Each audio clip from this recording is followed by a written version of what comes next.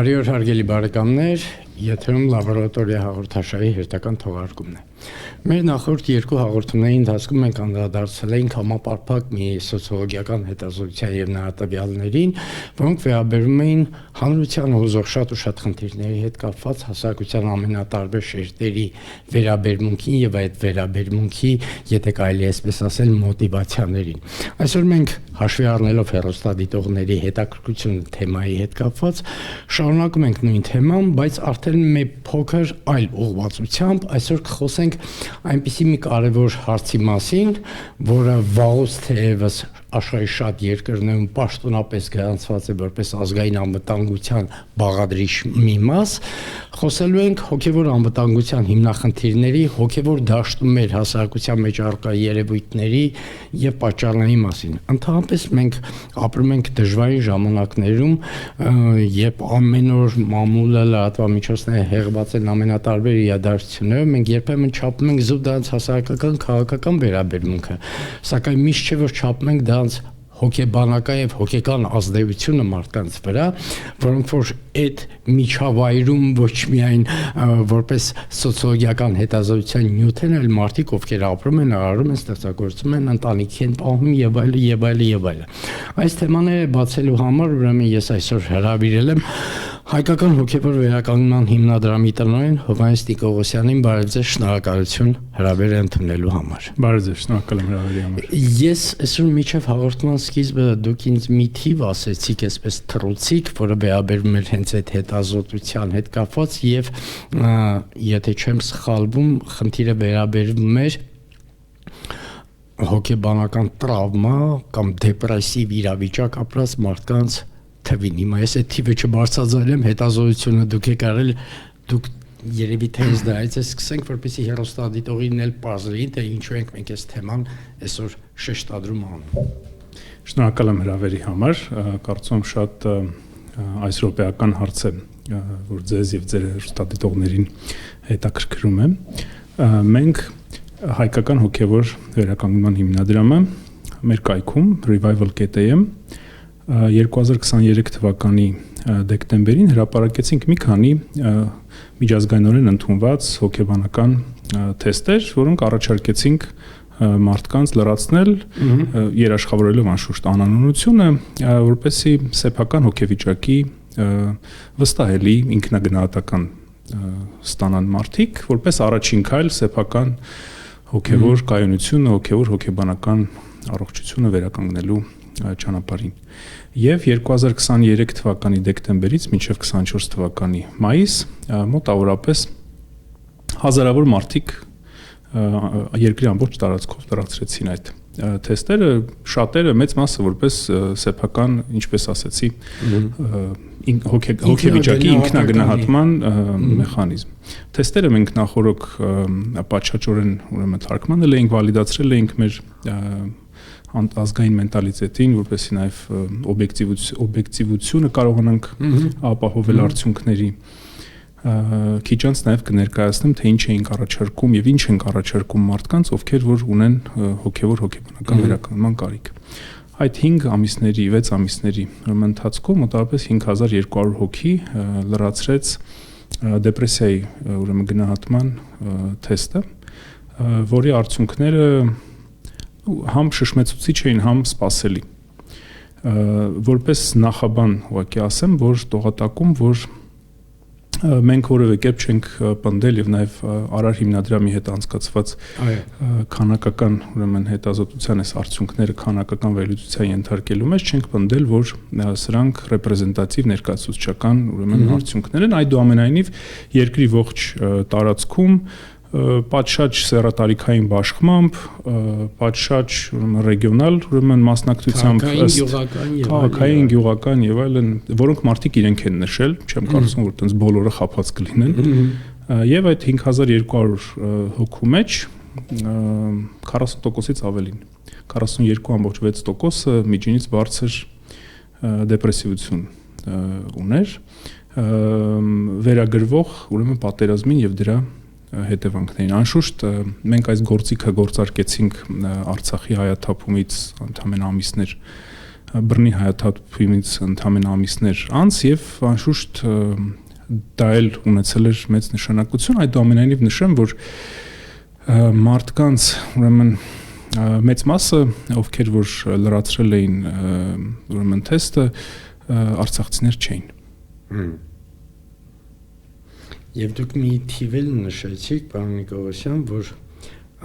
Ուկրաինայում նմանատիպ հետազոտության տվյալներ Այո, Ուկրաինայում նույն ուրեմն միջոցով անցկացված հետազոտության արդյունքներով այնտեղ անշուշտ թվականակը մարդկանց ովքեր մասնակցել էին անգամներ ավելի փոքր էր հարցումը անցկացվել էր ուրեմն ներքին տեղահանված եւ փախստական անձանց շրջանում 500-ից քիչ էր թիվը բայց վստահ եմ որ այնտեղ գիտականությունն էր պատշաճ ապահոված եւ այլն հետազոտության արդյունքները հրապարակել էր միջազգային հայտնի Lancet, եթե չեմ սխալվում, բարբերականը, գիտական գրախոսվող բարբերականը, եւ այնտեղ այդ մարդկանց ում կյանքին էր վերաբերվում շարունակվող պատերազմի եւ այլն համադրել ցուցանիշը 33% էր։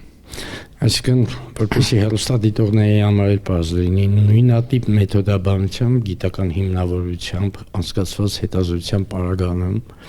Ուկրաինայում, որը դեռևս պատերազմի մեջ է, ներքին տեղահանվածների շրջանում հիմնականում իրականացված հետազոտության արդյունքներով դեպրեսիոն իրավիճակ ապրում է այդ մարդկանց 33%-ը, Հայաստանում դեպրեսիայի տոկոսը 42.6 Այդուամենայնիվ ես կուզեմ որպես նաև հասարակագետ այստեղ մի ճշտում մտցնեմ, որ մեր հետազոտության մասնակիցների թիվը անգամներով ավելի շատ է, քան սովորաբար լինում են պրոֆեսիոնալ սոցհարցումների Սովորաբար լինում է 1200-1300 Այո, այդուամենայնիվ սեռատարիքային բաշխվածությունը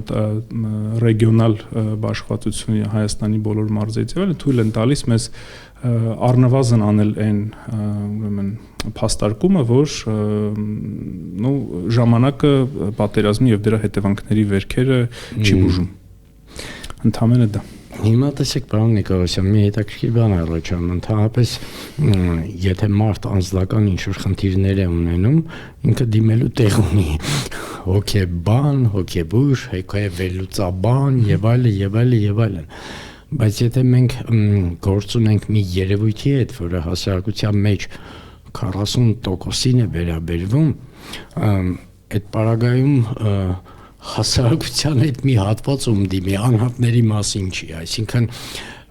պետական մակարդակով Ինչի եմ ասում պետական մակարդակով, որովհետև բոլոր այն հասարակությունները, ովքեր որ անցնում են խոր նման ցցումների միջով, լինի դա պատերազմ, լինի տնտեսական մեծ ճգնաժամ, լինի ամենատարբեր երևույթներ, չգիտեմ, ահաբեկչական ակտ, ասենք սեպտեմբերի 11 եւ այլն, այդ բոլոր հասարակություններում պետական մակարդակով իրականացում են որոշակի քաղաքականություն այդ ստրեսային իրավիճակները հաղթահարելու եւ այլնի համար։ Ես չգիտեմ, գուցեև կա ես տեղյակ չեմ, բայց հասարակության մեջ նմանատիպ ֆոբիաների, եթե կարելի ասել պատերազմի հետևանքով առաջացած հոգեկան եւ հոգեբանական բարդությունների հաղթահարման համապարփակ որևէ ծրագիր գոյություն ունի, թե չէ, եւ եթե ձեր կենտրոնի մասին է խոսքը, ապա դուք ես առումով նաեւ հաշվի առնելով ձեր իսկ հետազոտության թվերը ինչ եք առաջարկում։ Շատ շնորհակալություն։ Հասարակությունը ինքնաբուժման ինչ ճանապարհ անցնի։ Շատ շնորհակալություն հարցի համար։ Թույլ տվեք Միքայել հետ գամ եւ ներկայացնեմ թե երբ եւ ինչպես եւ ինչի համար է ստեղծվել հայկական հոգեվոր վերականգնման հիմնադրամը։ Հայկական հոգեվոր վերականգնման հիմնադրամը ստեղծվել է 2022 թվականի ամռանը ամերիկահայ բարերար, սոցիալական ներդրող, ձեռնարկատեր Նուբար Աֆեյանի կողմից ամենայն հայոց հայրապետի օրհնությամբ։ Նպատակը շատ պարզ էր ի սկզբանե, բայց դժվար իրագործելի։ Մենք իբրև ժողովուրդ դարերով դիմակայել ենք բազմաթիվ խնդիրների։ Դրանցից երևի ամենասուրը եղել է ցեղասպանությունը անշուշտ, բայց նաև դրանից առաջ հարյուրավոր տարիներ չունենալով պետականություն դիմակայել ենք խնդիրները իբրև ժողովուրդ այդուամենայնիվ պատկանում ենք այն փոքրաթիվ ազգերի թվին, որոնք որ ինքնա վերականգնման ինչ որ ներքին մեխանիզմներ են ունեցել եւ ոնց որ մնացել են ջրի երեսին։ Եվ մեզ հետաքրքիր էր թե ինչն է մեզ որպես ժողովուրդ օգնել։ Անշուշտ եկեղեցու այդ կազմակերպող դերը որպես սոցիալական ինստիտուտ բարձ է որպես հասարակական քաղաքական իմաստով, բայց հավանաբար ներքին ուրեմն հանգամանքներ, հա, գործոններ մեզից յուրաքանչյուրի մեջ եղել են, որոնք որ մեզ թույլ են տվել վերականգնվել։ Ներևի օրինակներ հետևից շատ պետք չի գնալ, ցեղասպանությունից մազապուրծ եղած մեր շատ հայրենակիցներ այս կամ այն կերպ, թե սովետական Հայաստանում, թե Ֆրանսիայի Միացյալ Նահանգներում, այլուր, հա, տարբեր տեղերում շատ արագ վերականգնվեցին եւ հասան մեծ հաջողությունների։ Օրինակները բազմաթիվ են։ Եվ մեր ժողովրդի մարդկային կեսագործության գրեթե բոլոր ասպարեզներում։ Անշուշտ։ Բիզնես, մշակույթ, գիտություն, իրավագիտություն եւ այլն։ Այս առումով հավանաբար պատշաճ է հիշել, վստահ եմ բոլորիս կողմից շատ լավ հիշվող այդ կարճ տեսանյութը, որը ցեղասպանության 100-րդ տարելիցի նախօրեին Ավրորայի, եթե չեմ սխալվում, գործընկերները պատրաստել էին հարյուրավոր մեր հայրենակիցների մասին, ովքեր որ այսօրվա տեսանկյունից մեր համար ոգեշնչման եւ բանի ուրեմն աղբյուր են։ Ինչից է մեր նպատակն է ստեղծել այնպիսի ծրագիր, որը ինչպես հիմա ընդունված ասել կհասցեագրի այն անհատական հետևանքները, որոնց որ մարդիկ բախվում են կոլեկտիվ տրավմայի ուրեմն պայմաններում։ Կոլեկտիվ տրավմայի ուրեմն պատճառներ լինում են ինչ համավարակները, պատերազմները, այսինքն մեծ աղետները, որոնք որ միանգամից վերաբերվում են հարյուրավոր, հազարավոր մեծ խմբերի։ Եվ մեր նպատակն էր անշուշտ գտնել այնպիսի ուրեմն լուծումներ, որոնք որ առաջին հերթին այս ռոպեական նպատակն էր առաջին հերթին մեզ կօգնեն իբրև այս պատերազմի 44-օրյա պատերազմի հետևանքով առաջացած խնդիրների իմաստով, բայց հաջողության հասնելու պարագայում նաև իմանալով նաև պարոն Հովհաննիսյանի նախաձեռնությունների միջազգային մասշտաբը հնարավորություն կընձեռվի այս հայկական ինչ որ կետ դնել միջազգային այդ հոգեկան առողջության քարտեզի վրա։ Նու 2 տարի հետո ստեղծումից մենք ստեղծեցինք այնպիսի մի ծրագիր, որով անցել են արդեն հարյուրավոր մարդիկ Հայաստանում, ընդհանուր առմամբ 4000, որը համադրում է հոգեբանության արդի մեթոդները եւ դրանց վրա ավելացնում մի շատ կարեւոր շերտ։ Նորից հիշեցնեմ, հասցեագրերում է կոլեկտիվ տրավմայի անհատական հետևանքները։ Այս աշխատանքի ծրագրի միջոցով մենք մարդկանց օգնում ենք վերաշարադրել սեփական կյանքի կենսունակ, առավել կենսունակ պատմությունը, դա հարստացնելով իրենց նախնիների, իրենց մեծ ընտանիքի անդամների, խմբի մյուս անդամների եւ իրանց ընտանիքի անդամների, մարդկանց, ում որ մենք բոլորս ենք այս կամ այն կերպ ճանաչում, կամ մեզ կարող ենք իդենտիֆիկացնել այդ մարդկանց հետ, այդ մարդկանց ապրված ուրեմն կյանքի պատմություններին եւ որ օգնում է մարդկանց վերադարձնել այդ կոլեկտիվ տրավմայի հետևանքով խաթարված ինքնության, պատկանելիության զգացումները եւ օգնում է մարդուն, որ ինքը այդ փոքր առաջին հայացքից փոքր, բայց մեծ կարեւորություն ունեցող հավատոք հայելը անի դեպի հավատալ, որ վերականգնումը իր հնարավոր է։ Որտեղ ուրիշների պատմությունները, որ մենք կարող ենք ասոցացվել իբրև մարդիկ, դա ցույց է տալիս։ Եթե ինչ-որ մեկի մոտ ստացվել է, ուրեմն իմ մոտ էլ կարող է ստացվել, էլի։ Եվ մենք ստեղծեցինք այդպիսի ծրագիր, որը 1 տարուց ավել Հայաստանի տարբեր քաղաքներում առաջարկում ենք մարդկանց, իդեպ նաև արդից օգտվելով կուզեի ընդգծել, որ մենք հորդորում ենք մեր բոլոր հայրենակիցներին, ովքեր իրենց վրա զգում են պատերազմի ուղղակի կամ անուղղակի հոգեբանական հետևանքները, անցնել մեր կայքը revival.am եւ այդտեղ պատասխանելով ընդամենը մի քանի հարցի ստանալ հնարավորություն մասնակցելու ծրագրի եւ գտնելու սեփական վերականգնման ճանապարհը։ Նաև եթե թվաբանությունից սկսեցինք մեր զրույցը ասեմ, որ մենք համագործակցելով թե հայաստանյան թե միջազգային լավագույն մասնագետների հետ ստեղծել ենք այդ ծրագիրը, որի արդյունքում համեմատաբար ամենածանր հոգեվիճակում գտնվող մեր հայրենակիցները մասնակցելով ծրագրի առաջին փուլին, որը 6 շաբաթ տևողությամբ խմբային ծրագիր է, իրենց մոտ 92%-ը, 91.7% սկսել են ունենալ դրական վարքային փոփոխություններ։ Տալիս է մեծ վստահություն առ այն, որ մենք մի փոքր ներդրում կունենանք այն մեր բոլոր հայրենակիցների կյանքում, ում կյանքը պատերազմի եւ դրա հետևանքների բերումով հետո առաջ փուլերի է բաժանվել։ Հիմա տեսեք, մի երկար պատասխանեցի, բայց կարծում հեռուստադիտողների համար կարևոր է, որովհետեւ գիտեք ինչ, որպեսզի կարողանաս մարդուն որևէ օգնություն ցուցաբերել, հատկապես եթե խնդիր վերաբերում է այնպիսի նոր ոլորտի, ինչպիսին է հոգեկանը, երբ որ ոչ բոլոր մարդիկ են հակված իրենց հոգեկան խնդիրների մասին բարձրաձայնել կամ նույնիսկ բժշկի դիմել եւ այլն, սա էլ երևի թե վերագրենք այսպես կոչված այդ միֆական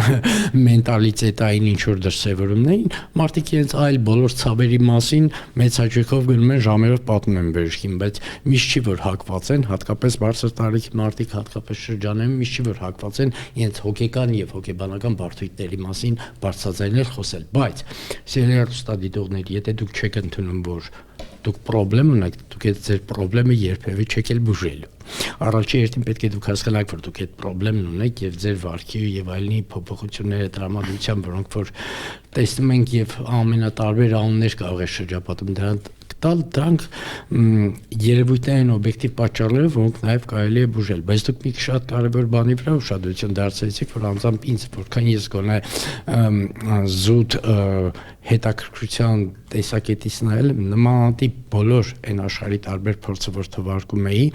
բոլորի պարագաներում մարդիկ ուրեմն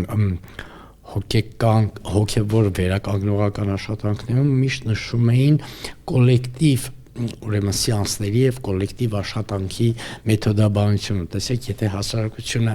ոչ թե անհատապես են հայտնվել այդ իրավիճակում, այլ եւ բնականաբար այդ խնդիրները չեն վերաբերում միայն Արցախցի մեր քույրերին ու եղբայրներին, ովքեր որ բռնի տեղահանվել են, չեն վերաբերում միայն նրանց, ովքեր որ պատերազմում հարազատներ են կորցրել եւ այլն։ Հասարակության մեջ շատ ու շատ շերտեր այդ կատեգորիաներից դուրս նույնքան ծանր տարել են այդ ամեն ինչը եւ ինչ մի կարևոր բանի ուշադրություն դարձնում, որ բոլոր այն երկրներում, որտեղ որ հանրային նմանատիպ խնդիրների, եթե կարելի ասել բուժման կամ ապակինման մեթոդներ են առաջարկում, դրանց բոլորի մեջ շեշտվում է կոլեկտիվ, ուրեմն ոչ թե կոլեկտիվ առաջացած ֆոբիայից անհատապես դուրս գալու խնդիրը, այլ կոլեկտիվ առաջացած ֆոբիայից կոլեկտիվ դուրս գալու։ Կոլեկտիվը ի նկատի չունեմ, որ այդ հոգեբանական եւ այլ սեանսերին անպայման մեծ թվով մարդիկ մասնակցեն։ Խնդիրն է, որ մարդիկ միմյանց օգնելով կարողանան դուրս գալ այդ իրավիճակից։ Առաջի հերթին իրար օգնեն են մարդիկ, ովքեր որ նույն, եթե կարելի ասել, ցավի կրողներն են, նաեւ այդ մարդկանց օգնեն նրանք, ովքեր որ այդ ֆոբիան այդ աստիճանի չեն տարել, իրենք ըմբռնումով մոտենան եւ շրջապատ, չգիտեմ, լրատվամիջոցների եւ այլն շատ նուրբ վերաբերվեն այս հիմնախնդիրներին, որովհետեւ ի վերջո, եթե այս ընդհանուր մթնոլորտը չլինի հասարակական, նույնիսկ ամենալավ, եթե կարելի ասել սեանսերով ու մեթոդաբանությամբ շատ մեծ արդյունքներ դժվար է լինելու արձանագրել։ Ես կարծում եմ մի քանի բանի փորձեմ արձագանքել։ Նախ մեր կողմից մշակված հոգեբանական մոտեցմամբ ծրագիրը իր էությամբ խմբային է եւ համայնքակենտրոն։ Ծրագրի տարբեր փուլեր ունեն տարբեր խմբերի մեծություն, բայց դրանք խմբային են ըստ էության։ Երևի այս կոնտեքստում ընդգծեմ, որ ծրագրի վերջին փուլում նախորդ փուլերը ավարտած մեր հայրենակիցներին հնարավորություն ենք տալիս հրավիրել մեկական հյուր, ընտանիքի անդամ, ընկեր, հարազատ, բարեկամ, հարևան, որևէ մեկին ու իրենց համար կարևոր նշանակություն ունի, Եվ մենք այդ վերականգնման միջոցառում ենք անում, ավարտական վերականգնման միջոցառում, որտեղ բոլորը խոսում են, թատերականացված փոքրիկ ներկայացում ունենք, որը գեներացված է բոլորի խոսքից եւ այդ պատկանելիության զգացումն է, այդ ընդհանուր խնդրի զգացումն է մարդկանց ուղղակիորեն փոխանցվում։ Եվ մարդկանց արձագանքից դատելով, դրանք հարյուրավոր մարդկանց մասն է խոսքը, մենք տեսնում ենք, որ նույնիսկ այն մարդիկ, ովքեր ուղղակի վերջին փուլին իբրև ընկեր ու հարազատ են մոտենում, մի կողմից իրանք էլ ունեն փոքրիկ աջակցության կարիք, բայց իրանց նկատմամբ իրանց աջակցությունն է տեսնել, որ ուրիշը, իրանց հարևանը, բարեկամը, ընկերը կամ որևէ այլ հայ կին կամ տղամարդ իրանք հաղթահարել են եւ իրանք իրանց համար են ֆիքսում, որ վերականգնում են հնարավոր առավել եւս խմբային կամ համընդհանուր համայնքային վերականգնումը։ Անշուշտ կոլեկտիվ տրավմաները իրանք բոլորին վերաբերվող իրադարձության հետևանք են, պատերազմ կամ համավարակ կամ ցունամի, երկրաշարժ եւ այլն։ Մեր ծրագրի միջոցով ծրագրի միգուցե լավ անցկացման շնորհիվ մենք կարողացել ենք ձևավորել վստահություն մասնակիցների շրջանում եւ կոտրել այդ ամենամեծ կարծրատիպերից մեկը, որ խմբային չարժի խոսալ իմ ոնց որ լվացք ուրիշի պարանին չկախեն եւ այլն, մեր ծրագրի մասնակիցների 24%-ը եկել է հարևանից, ընկերոջից կամ բարեկամից ծրագրի մասին լսելով։ Եվ այն բոլոր մարդիկ, ովքեր գալիս են, իրանք սկսում են մասնակցել, իրանք նաև մինչև վերջ շարունակում են մասնակցությունը եւ ինչ-որ մի բան քաղում են, ինչ-որ մի օգտակար բան քաղում են իրենց համար։ Իսկ վերջի բանը հավանաբար որ ձեր ասացին ձեր թույլտվությամբ կուզեի արձագանքել նա էր, որ կոլեկտիվ տրավման հատկություն ունի բոլորին վերաբերվելու ինչպես անունից կարելի է ենթադրել եւ ձեր հիշատակած սկզբում քանակական հետազոտության ուրեմն մեջ համեմատաբար միջինից բավական ավելի դեպի ծանր միջակայքում գտնում էին ուսանողները մեր երկրում, որը էլի հավանաբար պետական քաղաքականության տեսանկյունից ագին մտորելու տեղիք է տալիս այդպես Պարոն Նիկողոսյան, իմ համար անսպասելի բան եք ասում, որովհետև ես գոնե հակված էի մտածել, որ ինչ գոնե նմանատիպ հիմնախնդիրների հաղթահարելու տեսակետից երևի թե երիտասարդները ավելի շատ իմունիտետ ունեն կամ իրենք ասենք տարեց մարդիկ ավելի շատ են տրվում դեպրեսիոն իրավիճակների եւ այլն, ավելի խոցելի են, եթե այսպես ասեմ, բայց դրա ասած տվյալներով ստացվում է, որ նախ այդ անտերֆոբիան ոչ սերու տարիքը ճանաչում, բայց եթե երիտասարդության մեջ նման տրավմատիկ ուրեմն տարածվածությունը մեծ թիվը դա ավելի է կարևորում կարծում եմ այն ինչի մասին մենք ամենասկզբում ասացինք, որ պետական հստակ քաղաքականություն պիտի լինի, որովհետև չի կարող հոգեկան հիմնախնդիրներ թող ներվի այս արտահայտությունն ասել ոչ լիարժեք հոգեկան առողջություն ունեցող մարդը չի կարող կառուցել երկրի ապագա, ինքը չի կարողանա իր ընտանիքի, իր փոքր միկրոմիջավայրի ապագայի կառուցելու ինչ որ գաղափարներ ունենա, եթե ինքը անդադ ինչ որ դեպրեսիվ իրավիճակի մեջ է եւ առավելևս եթե դա վերաբերում է երիտասարդ սերնդին, երիտասարդ ընտանիքներ, երիտասարդ մասնագետներ, երիտասարդ գործիչներ, որոնք այդքան սիրում ենք ասել, չէ, թեվա որ խոսքը ապագան երիտասարդներին է, բայց ապագան մի քիչ վախեցնող է, էլի, երիտասարդների մեջ այդ ֆոբիան կա, բայց իրենք ինչպես են վերաբերվում, մենք ավելի բաց են այս հաղթահարելու տեսակետից։ Երկու բան հավանաբար պետք է արձագանքեմ, հակառակ դեպքում մեր սիրելի մասնագետները ինչ չեն ների։ Եկեք մենք այս խնդիրներին չենք վերաբերվում իբրև ֆոբիաներ եւ երկրորդ չենք նաեւ լիարժեքության, չլիարժեքության դիսկուրսի մեջ էլ անշուշտ չենք մտնում։ Նորից եթե հիշեցնեմ, կոլեկտիվ տրավմայի ոնց որ ֆենոմենը ինքը այդ մեծ բոլորին վերաբերվող իրադարձությունների հետևանք է, իհարկե կարելի է շատերի մոտ կարա դա անցնի տրավմատիզացման հետևանքները անցնի ժամանակի հետ ինչ որ մենք ենք Հայաստանի տարբեր քաղաքներում, մարզերում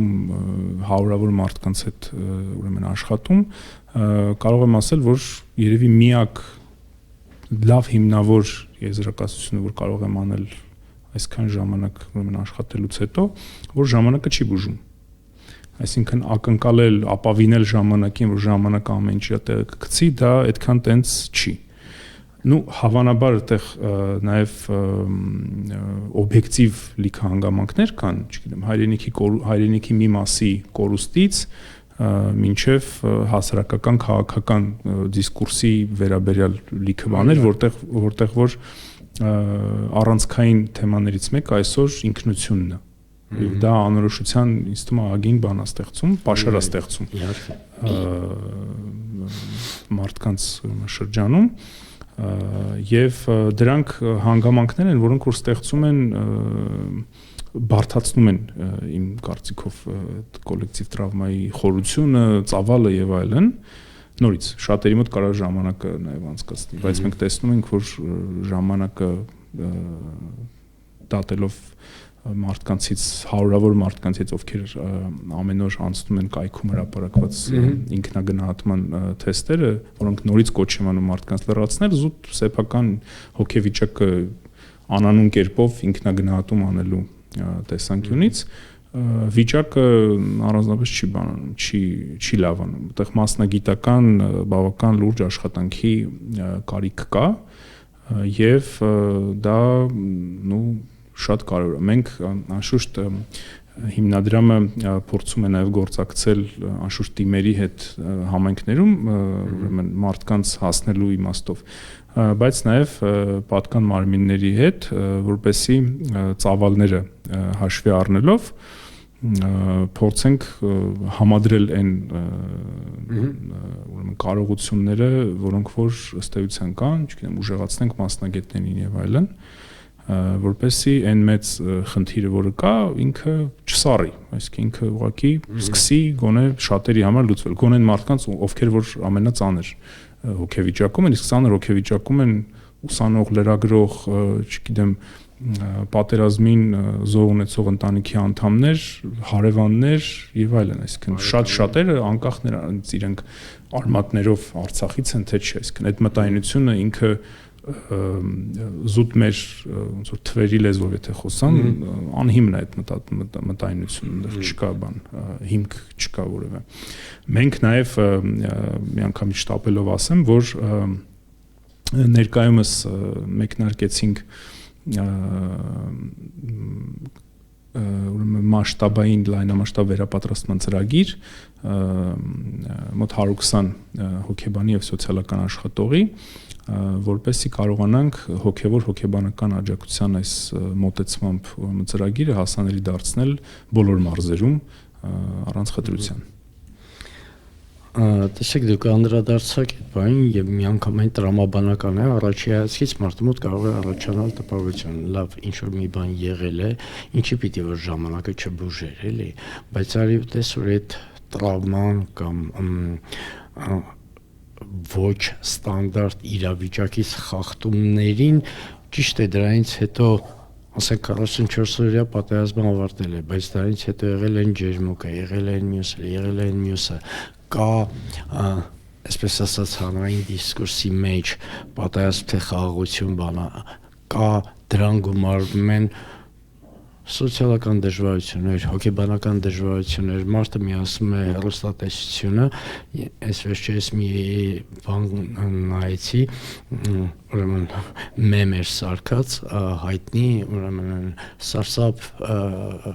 գրքերի հեղինակ Ստիվեն Քինգը, չէ, ուրեմն մեմ էր սարքած, Ստիվեն Քինգը նայում է հեռուստատեսություն, ասենց աչքերը չռած վախեցած, այդ սարսափ ամենասարսափելի ուրեմն գրքերի հեղինակն է, որի ուրեմն գրքերի վրա հնվել են երևի թե սարսափ ֆիլմերի ամենասարսափելի ֆիլմերը, ուրեմն իր այլայլված դեմքներ տակը գրած ինչ սարսափ, այսինքն սարսափ ուրեմն ֆիլմերի եւ այլների սցենարների եւ գրքերի հեղինակը լրահոսին ծանոթանալուց հետո շատ ավելի է վախենում, քան իր գրած սարսափ գրքերը։ Սա իհարկե կատակ, բայց ժամանակակից ինֆորմացիոն դարաշրջանի պայմաններում առանց էլ եթե մարդ նույնիսկ նման խնդիրներ չունենա,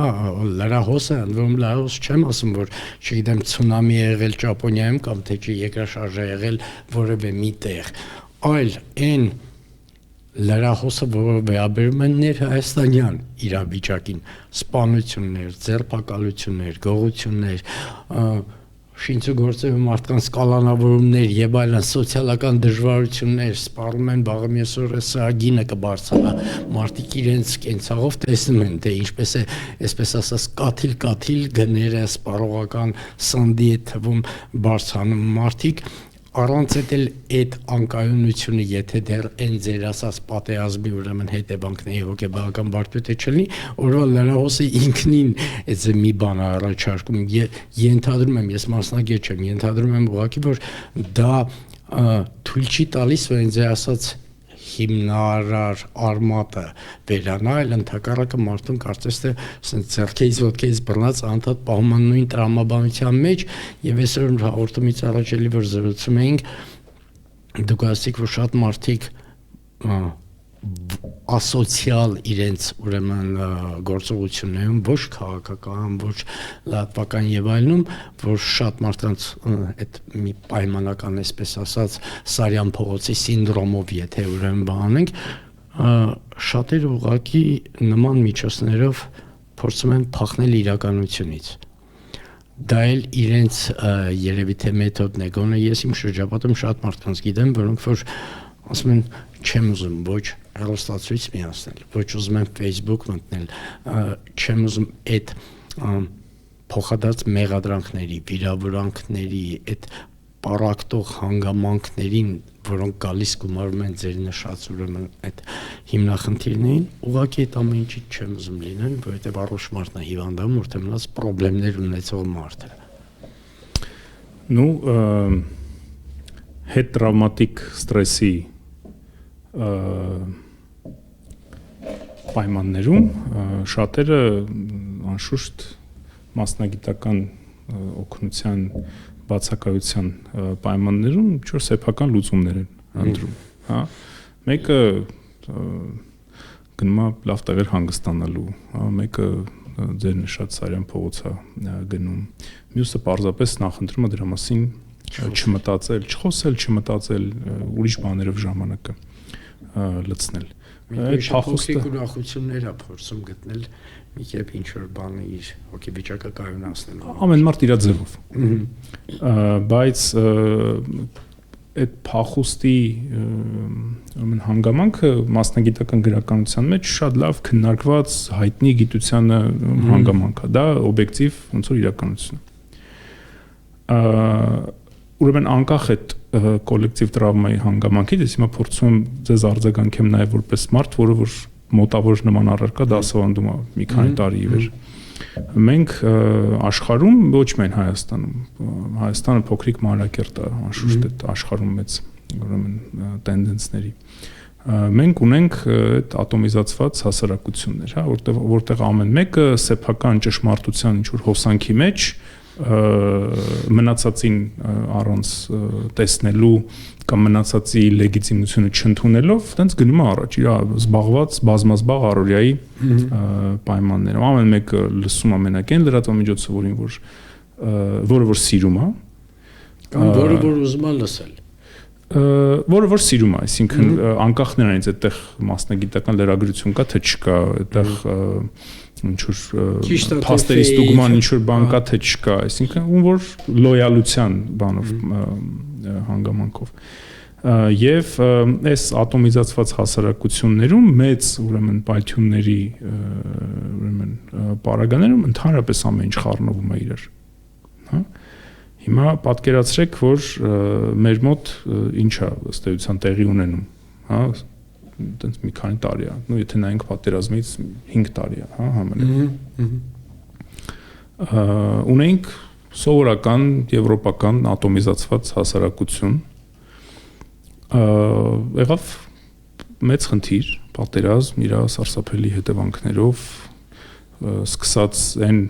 հազարավոր ընտանիքներից, ովքեր իրենց սիրելիներին կորցրեցին, վերջացրած 100,000-ից ավել մարդկանցով, ովքեր իրենց տունը կորցրեցին, իրենց պապական տունը եւ այլն։ Վերջացրած այն բոլորով, ովքեր որ ուղղակի դա հեռուստացույցով են նայել կամ չգիտեմ օգնություն հավաքելուն են մասնակցել եւ այլն։ Այս ամեն ինչ եթե փաթեթավոր ենք այն իրականությամբ, որտեղ որ հանրային դիսկուրսը պատտվում է ինքնության շուրջ, որտեղ որ մարդկանց եսի հիմքերն են կասկածի տակ դրվում, դիսկուրսի մաս հանդիսանում, դառնում, այդ փախուստը ել ավելի մասշտաբային է դառնում, հա? Եվ այս իրավիճակում մենք փորձում ենք մեր ոնց որ փոքրիկ ներդրումը անենք եւ դրա արդյունքները բարեբախտաբար տեսնում ենք։ Ձեզ կարամ բերեմ մի քանի օրինակ։ Օրինակ այն մասշտաբային միջոցառումներին, որոնք որ կազմակերպել ենք տարբեր քաղաքներում, դրանք սովորաբար 70-ից 80 հոգանոց միջոցառումներ են մեր մասնակիցների եւ իրենց կողմից հրավիրված անձանց։ Դուք այդ 4 ժամի ընթացքում 4-5 ժամ է դա մոտավորապես տևում այդ աշխատանքը պետք է տեսնեք մարդկանց դեմքի արտահայտությունի փոփոխությունը, երբ որ իրենք կողքի իրենց նստած բոլորովին անծանոթ մարդուց լսում են այն նարատիվները, որոնք որ իրանք են հավատում, որոնք որ իրանց են մտատանջում, որոնք որ իրանք մտածում էին, որ մենակ իրանք են այդպես մտածում են, մնացածը լրիվ ձև են մտածում։ Կամ դա մենակ իրանց է վերաբերվում։ Կամ դա մենակ իրանց է վերաբերվում, այսինքն այս ընդհանրության ուրեմն հարցը, այսինքն այս ինքնության, պատկանելիության, հա, այսինքն ազգային ինքնությանը պատկանելիության, ընդհանուր ինչ որ թե խնդրին թե հնարավորությանը պատկանելիության, հա, այս մշակութային շարունակականության մեզ որպես ինչ որ ընդհանուր ազգային խումբ, հա, ազգ։ Այս ժամերի ուրեմն ընթացքում մարդկանց դեմքի արտահայտությունը այնպես է փոխվում այդ բացահայտումից, որը իրանք պատերազմից հետո եւ դրա հետևանքների ոնց որ բերումով պլյուս նաև այն բոլոր մեդիա պատճառները, որոնք հիշատակեցիք, խորացած էր, հա, հիմա տեսնում են, որ չէ, իրականությունը այն է, որ ինպես մտածող անծանոթ մարդիկ կան, ովքեր հերիք չի կան, հələ մի հատ ինձ պատրաստ են օգնեն։ Ու այս մտայնությունը,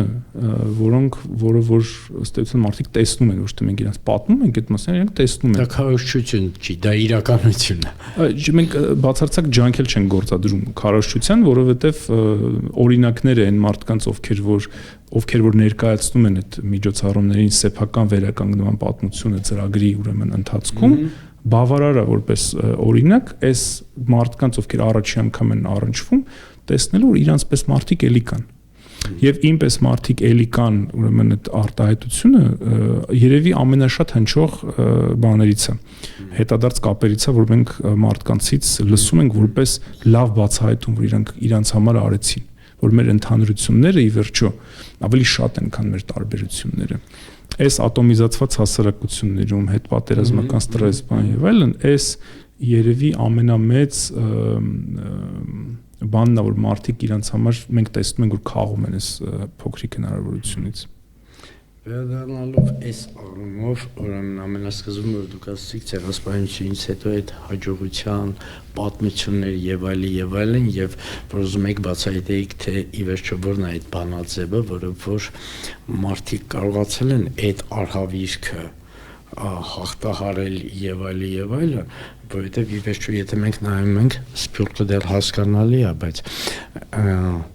խորհրդային Հայաստանի եւ ներկայիս Հայաստանի բնակչության կեսն էլ ի վերջո Արմենիան Հայաստանի գաղթականների եւ այսինքն իրենք էլ կարելի է համարել ցեղասպանության ուրեմն զոհերի ժառանգներ եւ այլն։ Ի վերջո որն էր այդ բանաձևը, դուք այստեղ մի իմ կարծիքով բանալի բան ասեցիք, ինքնության նույնականացումը թեկուզ եւ ատոմիզացված հասարակության մեջ, եւ երկրորդը, որը դուք ասեցիք, որ իմ խորին համոզմամբ ամենամեծն է, երբ որ մարդիկ այդ շփումների եւ այդ տոլերանտության միջոցով կարողանում են բացահայտել, որ իրենց միավորող հանգամանքները շատ ավելի շատ են եւ որ ամենակարևորն է, դրանք շատ ավելի կարևոր ու արժեքավոր, ուրեմն տարրեր են միավորող հանգամանքները, քան այն իրավիճակային կամ զուտ քաղաքական բաժանարարները, որոնք որ իրավիճակի ծնունդ են եւ իրավիճակի հետ էլ գուցեև գնան եւ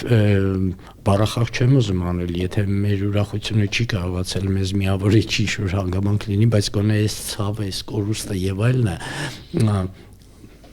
չգիտեմ ոնց ասեմ, գոնե դա նպաստի, որ մարդիկ ավելի ոնց ասեմ ավելի լուրջ վերաբերվեն իրար կապող ընդհանրություններին, զգան մի միասնություն, որովհետեւ այս իրավիճակից անհատական փախուստը ոչ միտեղ չի տանում, պրոբլեմի մասին լռելը ոչինչ չի տալիս, եթե բոլորով ենք հայտնվել ինչ-որ մի հատ իրավիճակում, դուրս գալը բոլորիս իրար օգնելով դուրս գալն է, ինձ թվում է երևի էդ էր այն բանաձևը, որ դուք ասում եք, փնտրում ենք։ Փնտրում էինք, հիմա բարեբախտաբար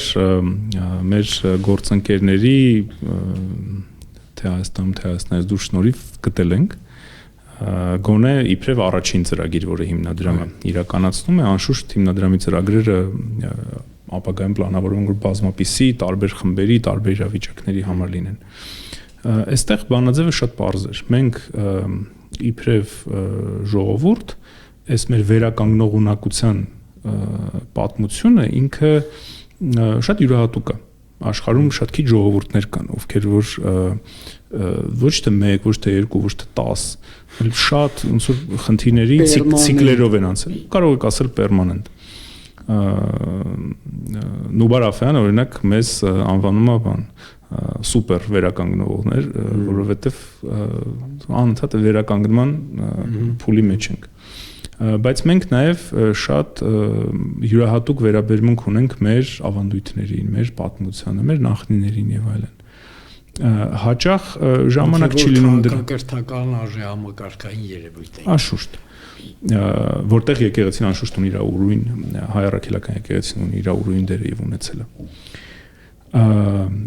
Մենք ընդամենը աշխարհում բոլոր հոգեբանական կամ սոցիալ հոգեբանական մոտեցումներ իրանք կառուցված են այն բանի վրա, որ իրենք փորձում են մարդուն օգնել, որ ինքը վերականգնի իր կյանքի բանը, կապակցվածությունը, հա, իմաստներ գտնի եւ այլն։ Մենք այդ շերտի վրա ավելացրել ենք մի եւս շերտ, որտեղ մարդուն սեփական կյանքը, սեփական եսը, սեփական պերսպեկտիվաները հասկանալու համար փորձում ենք իրան օգնենք, որ ինքը կապվի ել ավելի մեծ ինչ-որ բանի հետ։ Այդ մեծ ինչ-որ բանը իր ժողովուրդն է, իր ինքնությունն է, իր պատկանելությունն է, պետությունն է անշուշտ, բայց այն բոլոր հոգևոր արժեքներն են, այն բոլոր բաներն են, որոնք որ իրան կապում ավելի մեծ ինչ-որ բանի հետ եւ օգնում է, որ ինքը այս իր տրավմատիզացված ոնց որ իրավիճակում սեփական կյանքի մեջ նոր իմաստներ գտնի, կարողանա այդ այո հնարավոր է այդ հավատոք հայլը անի եւ սկսի մտածել իր սեփական ուրեմն ապագայի մասին։ Սա մի բան է, որը որ մեզ յուրահատուկ է անկախ ոնց որ հիմնադրամի գոյությունից։ Մենք դա ուղղակի վերածել ենք ուրեմն ուրույն հոգևոր հոգեբանական մեթոդի եւ փորձում ենք ավելի համակարգված կերպով այս մոտեցմամբ օգնել մեր հայրենակիցներին, ակնկալում ենք նաեւ որ աշխատանքներ ենք տանում, չենք ակնկալում, որ նաև մեր միջազգային գործընկերներին հասանելի դարձնենք այս մոտեցումը, որպես ուրույն հայկական մոտեցում, թե ինչպես վերականգնվել կոլեկտիվ տրավմայի հետևանքներից։ Այդտեղ ցավոք սրտի մենք ունենք անքննելի հեղինակություն իբրև ժողովուրդ։ Ինչի ցավոք սրտի, որտեղ լավ կլներ մի քիչ ավելի քիչ պրոբլեմ ունենանք, քիչ հաղթահարած, շատ ավելի ուրախ բաներ ունենանք հեղինակություն, բայց այսօր այդտեղ Տեսեք, պարոն Նիկոլոսյան, երբ որ մենք խոսում ենք երկրի հասարակության, ժողովրդի ժողովրդի ապագայի տեսակետից այս խնդիրների կարևորության մասին հասկանալի է, բնական է, բայց մենք գտնում ենք գոնե այս մի փուլում է իմ աշխարհը, հարաբերող այս աշխարհը մի աշխարհակարգը փոխվում, մյուսը դեռ չի առաջացել այս անցումային փուլերում, որպես կանոն գոնե պատմության փորձը ցույց է տվել, որ եթե ոչ հաղթանակած, ապա նվազագույն կորուստներով դուրս են գալիս որպես կանոն կազմակերպված ազգերն ու պետությունները, որոնք որ կարողանում են այս ժամանակի, եթե կարելի է մարտահրավերներին համապատասխան պատասխաններ կարողանալ գտել, բառախաստացվեց, բայց կարողանալ դրանց դիմակայել, որպեսզի կարողանաս այս ցնցումային տեկտոնիկ իրավիճակում աշխարհակաղակական կարողանաս դուրս բերել։ Եվ այս խնդիրները բնականաբար այդ տեսակետից ոչ թե կարևոր են, այլ կարելի ասել ազգաշինության եւ պետական շինության համար կարևորագույն հիմնախնդիրներ են, բայց այս հիմնախնդիրներին նույն տեսակետից նայում են նաեւ այլոք։ Եվ եթե մարդիկ տեսնում են, որ կա հասարակություն, X հասարակություն, որտեղ որ կան այս հոգեբանական տրավմաները, կան այս հիմնախնդիրներն ու ընդ որում ձեր նշած պատմական, ուրեմն այդ անդադի հաջորդող հիմնախնդիրները եւ այլն, ժամանակակից ինֆորմացիոն դարաշրջանի պայմաններում բոլորս էլ գիտենք թե տեղեկատվական պատերազմների մասին, թե գիտենք այդ տեղեկատվական պատերազմների մեջ հոգեբանական պատերազմի շատ ու շատ տարերի մասին, ինչի եմ ուզում անդրադառնալ, որ սա ոչ միայն առանձին անհատի կամ հասարակության մեծ խմբերի առողջության հոգեկան առողջության խնդիր է, սա ի վերջո դառնում է տվյալ հասարակության ու այդ հասարակության պետության ազգային անվտանգության հիմնախնդիր, որովհետև եթե մեկը հետևում է, կոպիտ ասած գիտի արդեն քո խոցելի կետերը, այդ խոցելի կետերի վրա որոշակի թե ինֆորմացիոն, թե հոգեբանական ազդեցության այլ հազար ու մի մեթոդներով կարելի է այդ հասարակությանը բերել մի հոգեբանական բարդույթների հավերժական, եթե այսպես ասենք, դեպրեսիոն իրավիճակների իրենց արտաքին քաղաքական խնդիրներ իրականացնելու համար, ի վերջո դա էլ մարդկության պատմության մեջ առաջի դեպքը չի էլի, տեխնոլոգիաները փոխվել են, բայց այդ միտումները կան, այսինքն այս տեսակետից ինչպես եք գտնում, ինչպես պետք է խոսել այս թեմաների մասին, որպեսզի շատ ու ավելի շատ մարդիկ հասկանան, որ սա անհատական, եթե կարելի ասել, առողջապահական խնդրի մասին մենք չենք խոսում, հասարակության ու պետության կենսունակ հասարակության, առողջ հասարակության ու կենսունակ պետության ապագային վերաբերող խնդիրներ են սրանք։ Ну, ինչպես ասացի, մենք մեր կողմից մշակված մեթոդով, մոտեցմամբ ու ծրագրով պլանավորում ենք Հայաստանի տարբեր բոլոր մարզերում վերապատրաստել մոտ 120 մասնագետ, ում որ կօգնենք, որպեսզի իրենք էլ, այսինքն օգնեն մեր մյուս հայրենակիցներին։ Բայց դա առավելագույնն է, ինչ որ մենք իբրև հիմնադրամ կոչված ենք անելու։ Այն հարցերը, որոնք որ դուք եք բարձրացնում, իրանք շատ արդար, օբյեկտիվ հարցեր են,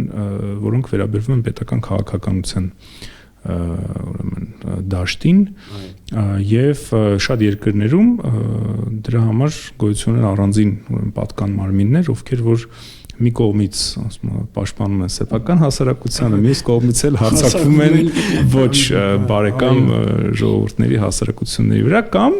եթե ավելի դրական բանի մեջ ասեմ, աշխատում են այլ ուրեմն պետություններում հասարակությունների հետ հանրային դիվանագիտության տարբեր գործիքներ, որտեղ այտենց մի գրադարան գրականություն կա երևի արդեն աշխարհում սեփական պետության նկատմամբ իմիջի փոփոխությունից սկսած մինչև հասարակական քաղաքական գործիչների նարատիվների ձևավորումը եւ այլն սեփական պետության իմիջի փոփոխությունը թեկուզ եւ նախորդ տարիներին հիմա անկեղծ ասած չգիտեմ իրավիճակը ինչպիսին է, շատ ժամանակ չեմ ունեցել հետևելու, բայց գիտեմ որ նախորդ տարիներին հանրային դիվանագիտության եթե դրա մասին էիք ասում ոլորտը ուրեմն ուներ շատ իմ կարծիքով լավ ուրեմն համակարգում մեր երկրում, որը վերաբերվում էր թե օրենսդիր, թե գործադիր մարմինների ուրեմն ներկայացուցիչներին եւ ինչ որ արդյունքներ դրանք ամեն դեպքում ունենում էին, սկսած, չգիտեմ, հանրային մեծ պետական մակարդակի մեծ միջոցառումներից, ինչպիսին են մշակութային օրերը կամ մշակութային տարին բարեկամ տարբեր երկրներում, վերջացրած ավելի փոքր ձեռնարկները անհատական մակարդակներում օրենսդիրը գործադիր մարմինների ներկայացուցիչների Չնայած այս բանը լավ չեմ հիշում թե ամենավերջին մեծ միջոցառում երբ անցկացվել, բայց վերջին մեծը որ հաստատ հիշում եմ եւ գիտեմ նաեւ դրա ազդեցությունը դա Նյու Յորքի մետրոպոլիտեն թանգարանում Հայաստան ցուցադրությունն էր, որը կազմակերպվեց տարիների աշխատանքի արդյունքում տարբեր ուրեմն եկեղեցու տարբեր ուրեմն թեմերի Սուրբ Էջմիածնի, Կիլիկիո կաթողիկոսության, Երուսաղեմի, Մատենադարանի եւ այլն տարբեր կառույցների Մխիթարյան միաբանության հետ գործակցությամբ տարիների աշխատանքից հետո կազմակերպվեց 18 թվականի ուրեմն սեպտեմբերից, կարծեմ 6 ամիս մոտավորապես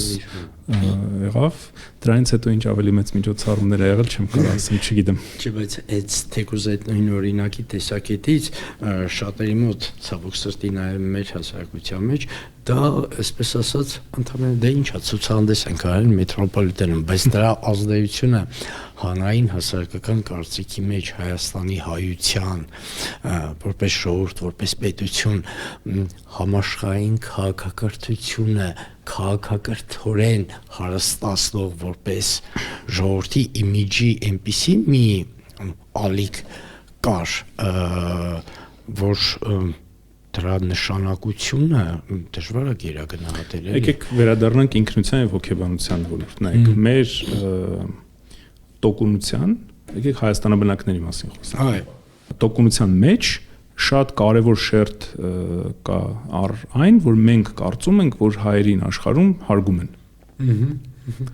Նու հայերին աշխարհում այսօր հարգում են, կարծում եմ, դա ձեռքբերումն է մեր Սփյուռքի քույրերի եւ եղբայրների, որը որ չի եղել այսօր, չի եղել վերջի 2 տարվա ընթացքում, այլ եղել է հարյուրավոր տարիների, ուրեմն իրանց արդարամիտ կենսագործունեության արդյունքում հասարակության անդամներ են առաջի երթին։ Այո, անշուշտ, բայց երբ որ այդ փող շահկապվածությունը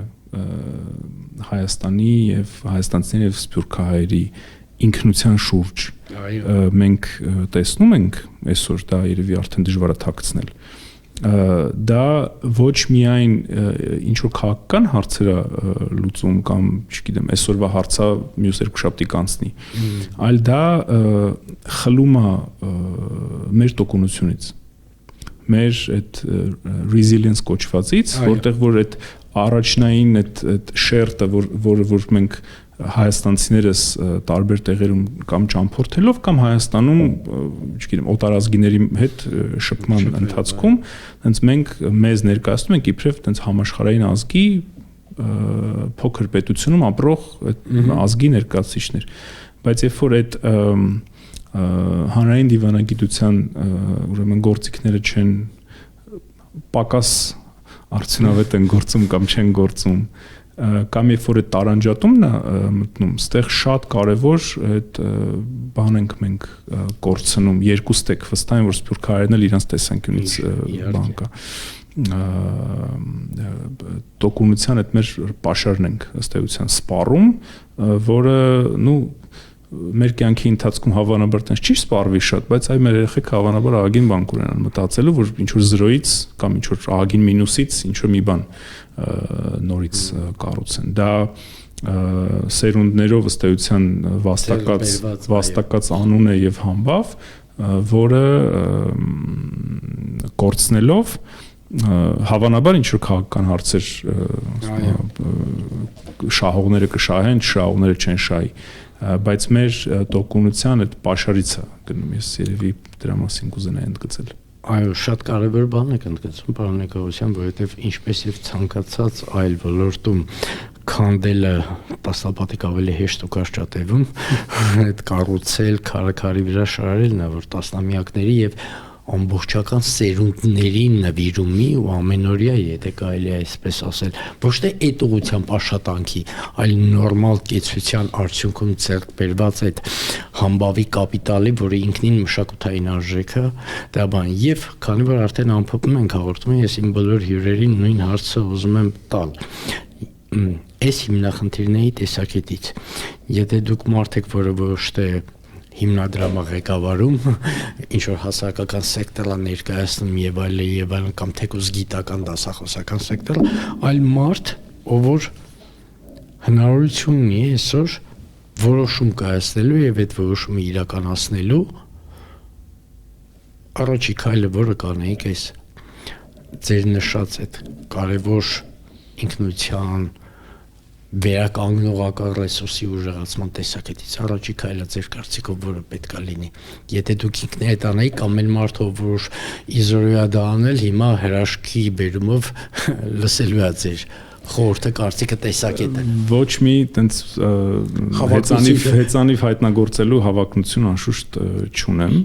Նաև իբրև կրթությամբ միջազգային հարաբերությունների մասնագետ հասկանում եմ, որ օրինակ քաղաքականության անբաժան մասն է բաժանարար գծեր եւ այլն, դա քաղաքական մրցակցության անփոխարինելի բան ստվերն է, բայց եթե հոգեկան առողջության տեսանկյունից նայում ենք, հավանաբար ամենամեծ ներդրումը, որ հնարավոր է անել, դա ձեռնպահ մնալն է պառակտումից, որովհետեւ դա այդ կոլեկտիվ տրավմայի հասարակություններում մարդկանց մեջ խորացնում է անորոշությունները եւ դժվարացնում է առհասարակ ապագայի մասին մտածելը, վերականգնվելը եւ այլն։ Իսկ դա զուտ տնտեսական առումով մարդու այդ օգտակար գործողության գործակից ահագին նվազեցնում, արտադրողականությունը ահագին նվազում է։ Ձեռնպահ մնալ հավանաբար պառակտումից, այդ երևի ամենակարևոր բանն է, որ մեր հասարակական քաղաքական գործիչները լավ կանեին մտածեին դրա մասին։ Դե ինչ, սիրելի հեռուստադիտողներ, Չու շատ բան, տենց տեսական բան ասեցի, բայց երևի էսա կարևոր։ Ամենակարևոր բանն է, որովհետև եթե մենք այսօր խոսում ենք պառակտվածությունը հաղթահարելու մասին, եթե խոսում ենք ավելի լավ ապագա ունենալու կորուստները վերականգնելու, ցավերը ամոքելու մասին, դա անհատապես չի լինելու, ամբողջ հասարակությունը պետք է դրան մասնակցի։ Իսկ հասարակությունը կարող է մասնակցի մենակ այն պարագայում, երբ որ փողոցում քայլող երկու հայեր իրար մեջ ավելի շատ ընդհանրություններ գտնեն, քան թե բաժանարար գծեր։ Առանց այդ էլ խրամատները շատ են այս։ Ավելի լավ երևի ասել հնարավոր չէ։ Շնորհակալություն, կհանդիպենք։ Շնորհակալ եմ։ Շնորհակալություն։